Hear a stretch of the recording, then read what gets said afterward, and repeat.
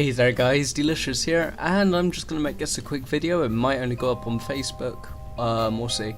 So, I got into, not even an argument, but a thing on YouTube, not even YouTube, Facebook, I can't talk. Some guys talking about the nuclear engine, which of course you now only need liquid fuel for, and they were, talking about if it was more, no, what was it? If there was a decent way to get tanks that don't have RCS, that don't have oxidizer. I cannot speak.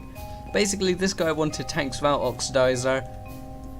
Most people were just suggesting the normal tanks, but I think he wanted something more rocket-like with the stripes on. So I suggest taking the oxidizer out of those just by right-clicking. And as you can see here, someone said, wouldn't that weigh more because the oxidizer tank is actually in there, which is fair enough, you'd have thought that.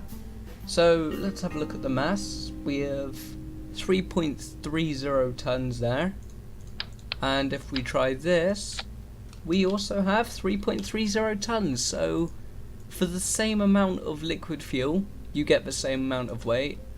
The problem is, that means essentially that if I do that, then it's more efficient in the same space, which is how I conducted these tests. They weigh the same. However, it is more efficient to use tanks just without the thing in the first place. People are suggesting different mods so that you can change the fuel type or have different tanks, blah blah blah. Now the guy who, don't know why I got rid of those. The guy who said about the weight thing also wanted a delta V comparison, so you know, let's do that. Let's see what we can get. Again, I'm gonna run these at both the same fuel ratio and then just one tank each. So here we go. Let's start with that one, and we instantly get, make sure this one's set up correctly, 607 meters a second of delta V. I expect this to be the same, but we shall see. And 607 meters a second. However, with this tank, you could just take that one off, save yourself some space, and get 30 meters a second more delta V. Which, you know, at which point you may as well just slam that tank up to fuel. That was not an intentional joke, I promise. Look, you can see the difference there. I mean, you may as well just go for that. Excellent.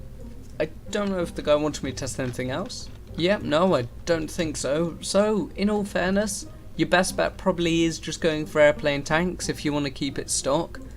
However, saying that, there isn't much of a difference in delta V. As, I mean, the stock tank, just like the tank on its own, these weigh about, hang on, 1,280, 1,030. So, bit of quick math, 250 kilos for that. So, yeah, and they weigh, from what I can tell, one of these would weigh half, with the same amount of liquid fuel, would weigh half of one of these, with only liquid fuel. So yeah, I mean, it's not too much mass. It depends what you want to do. If you're planning a trip that's going to require precision, or you're in career mode, yes, perhaps you will want to save that extra delta V, but otherwise I don't think that extra delta V is going to be too important. For example, let me just do a quick delta V test with these. So let's just whack it up to full. So right now you have 663, that brings us up to 696. So yeah, you're not gaining too much delta V. I mean, it's a decent amount, like I say, if you're on career or science mode, but otherwise I don't think it's going to make that much difference.